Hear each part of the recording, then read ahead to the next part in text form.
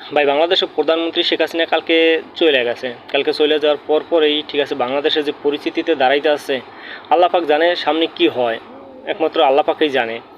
একটা ভিডিও দেখলাম যে ঠিক আছে ইন্ডিয়ান বহুত লোক আসতে আছে আমাদের বাংলাদেশে হিন্দু ভাইরা নাকি মারা গেছে।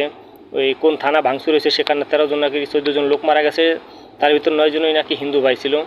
তা যাই হোক ঠিক আছে, এটা আমাদের বাংলাদেশের মানুষ ঠিক আছে, সেটা নিয়ে ভালোই যেটা পারে সেটা করবো, তাই না? সেখানে ইন্ডিয়ান লোক কেন আসতে আছে সেটা আমি বুঝতে পারতাছি না ভাই। যার যার দেশ তাড়াতাড়ি একটা বুঝছেন নি। এখানে এখন আমি বুঝলাম যে তাহলে যারা চাকরি করে তারা কি ইন্ডিয়ান লোক ছিল, তারা এখানে এসে চাকরি করে দেখা কি তার জন্য এখন ইন্ডিয়ান লোক আইন আমাদের বাংলাদেশি লোকেদের উপরে হামলা করবে নাকি সেটা বুঝতে পারতাছি না, বুঝছেন?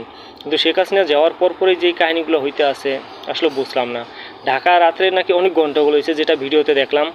ঠিক আছে, তা এরকম যদি আমাদের দেশ চলে আল্লাহ পাক জানি কি হয় সামনে আর